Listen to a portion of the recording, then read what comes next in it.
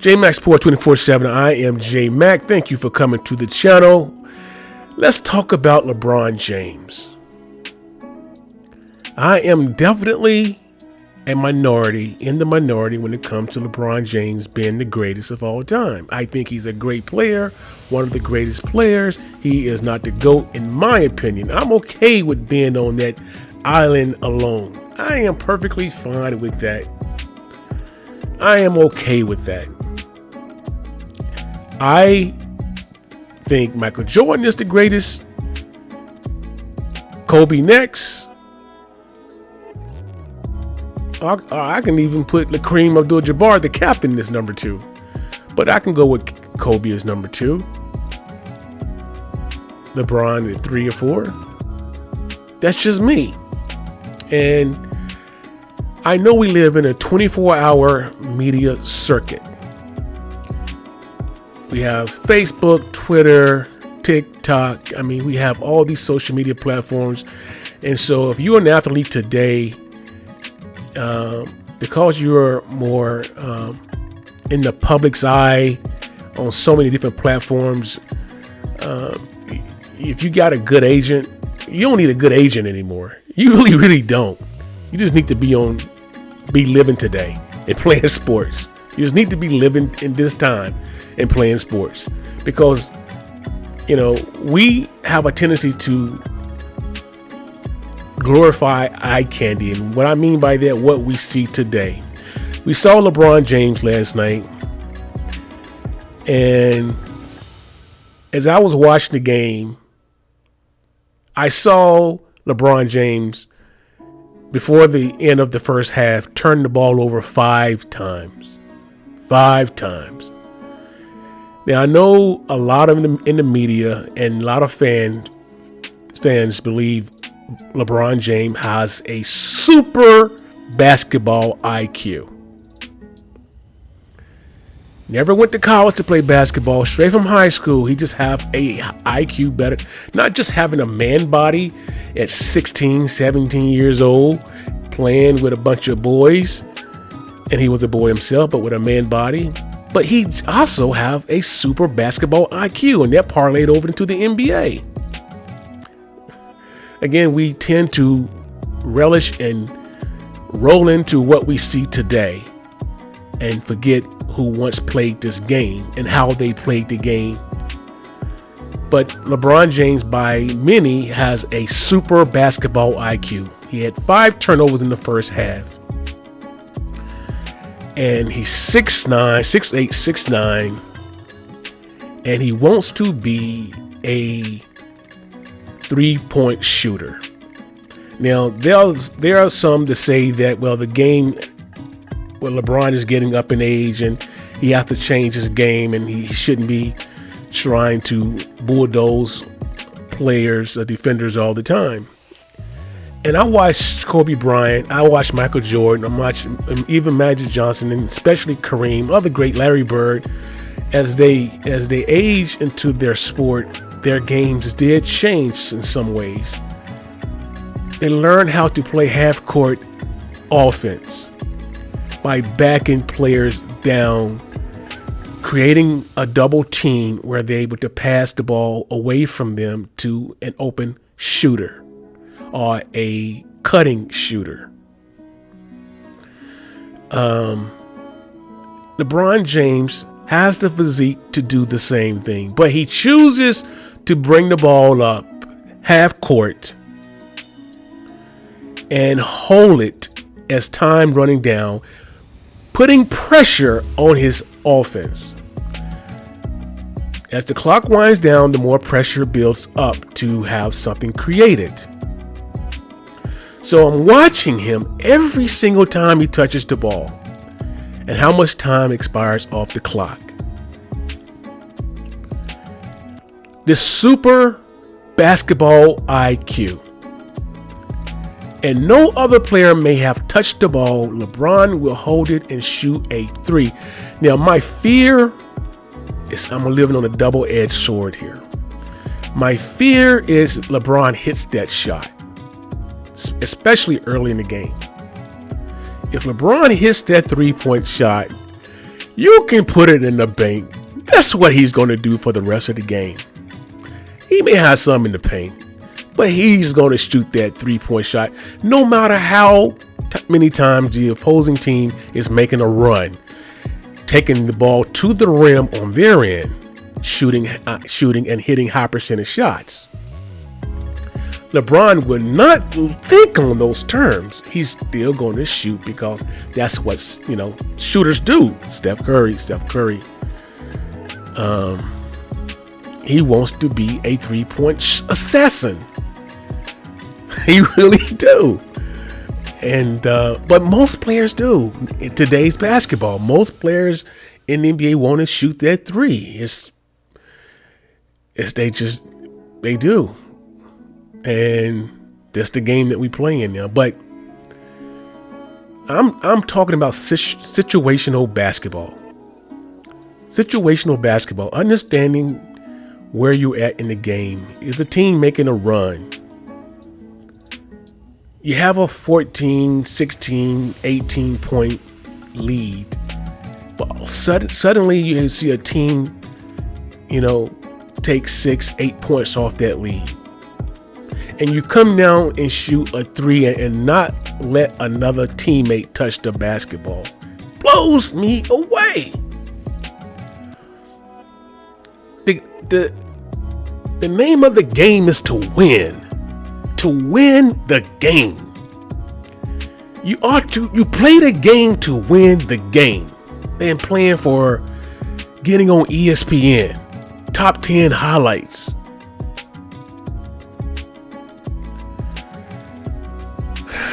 I did notice that the head coach of the Lakers, Darvin Ham, where's Rui?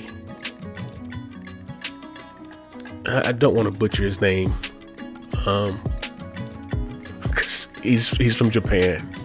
So I'm just gonna say, where's Rui?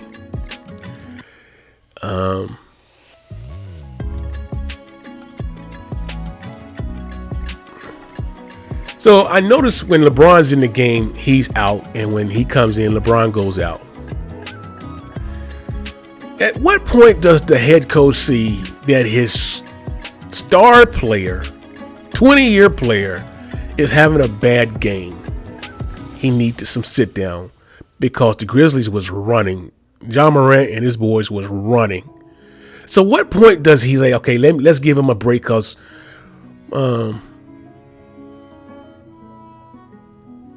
Rui was playing. I mean, he comes to play. And by most chances, this very first shot that he takes in the game, it goes down, which is amazing to me. But he has no fear in his heart. Just like Austin Reeves, no fear. And I love this by the young guys. The young guys have no fear.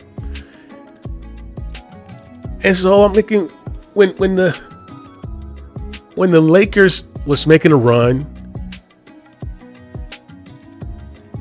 I don't understand. Oh, I should say when the Grizzlies was making a run, I don't understand why the head coach does not call a timeout to slow it down. Because we were up 3-1. Had a chance to get this game, get a W, and get some rest. So I found this article. And I was thinking these things before I came across this article. I'm going like, this is what I was thinking. So maybe there's others thinking like me. Here's this writer, Jason Reed. And if you don't mind, I'm going to read this article. Losing game 5 with a 3-1 lead is not the end of the world if the Lakers are still in control with a 3-2 series lead and the next game being played in Los Angeles. That does not change the fact that Game 5 was concerning and shows some potential warning signs that could hurt LA if not in the series in a future series. The biggest warning sign has to do with the team's head coach, Darvin Ham, turned in a disaster class in LA's Game 5 loss, proving an unfortunate reality that Laker fans were trying to overlook when the playoffs began. This is not to say Ham does not add any value to the Lakers. As a former player, Ham naturally is respected by the players, and that is worth something. This also is not to say that Ham is never going to figure it out, as he definitely could. However, Ham is very obviously still learning on the job, and that is the last thing you want from a head coach of a team that has legitimate championship aspirations. Nothing is guaranteed, but the Lakers probably don't lose this game if they have Eric, and I'm definitely going to butcher this name, Spoelstra as their head coach. So the reason why Los Angeles lost this game was the massive 19-2 run that the Grizzlies put together at the end of the third quarter. While that happened, Ham sat there on the sideline with his hands in his pockets and watched the momentum get sucked away from his team. Los Angeles fought back from a big deficit to cut it to 2 right before that 19-2 run by the Grizzlies. Instead of having awareness and calling a timeout, Ham instead let the massacre happen. And let's not overlook some of the extremely flawed rotation decisions that Ham has made, which has been a problem all season. Rui Hachimura has been the best role player in this entire series for either team. He played just 5 minutes in the first half. Sure, he picked up 3 fouls early, but he did not end up committing another foul the rest of the game. There's a difference between someone like Hachimura having 3 fouls and someone like Anthony Davis having 3 fouls. Then Ham decided to leave the starters in late in the game when it was completely out of reach. Now, Los Angeles ended up escaping without any injuries, but it was not without a scary fall from Anthony Davis, where it looked like he fractured his tailbone. If that would have been serious, then it would have been a fireable offense on the spot. It's not Ham's fault that the bench got cold and contributed absolutely nothing. 9 total points outside of, again, Rui Hachimura. But that does not change the fact that he did not put his team in the best position to win, and he is the weakest link that might hold the franchise back. End of article. Now, I was wondering when I was looking at the rotation. I don't care what level of play, what league you're in, whether it's the NBA or college or high school. Guards win championships. You need to have really good guards to carry the team.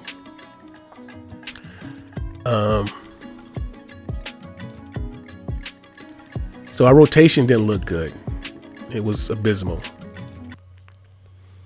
And then there's LeBron James. The turnovers.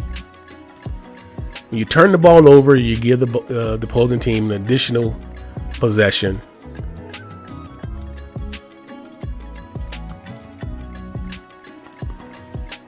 LeBron James, to many, will be the GOAT of all time.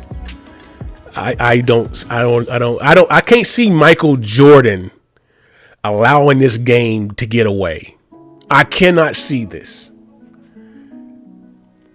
I mean, it could happen with Kobe, but I could not see this with Michael Jordan. Michael was undefeated. I know this is not the finals, but you up 3-1 and you have Anthony Davis. Michael Jordan has Anthony Davis on his team, and Anthony Davis scored 20 points last night, I believe.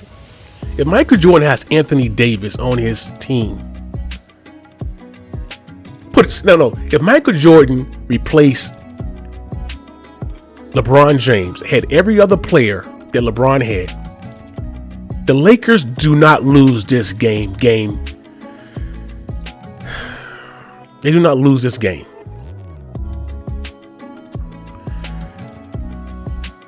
I know, again, a lot of, people are going to hate me for say I'm hating on LeBron James, but I just don't see him having a super basketball IQ. He's in a position to make other players better because other opposing players, defenders gravitate towards him and they're wide open.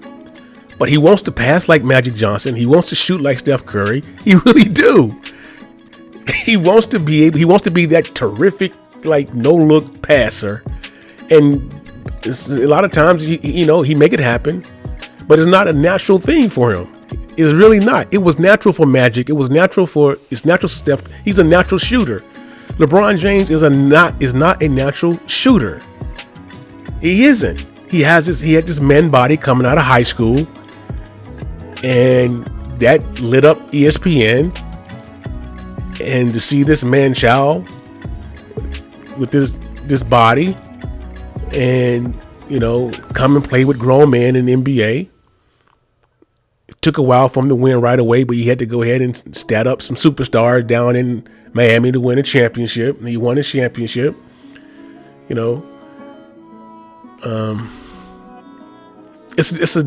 I don't know.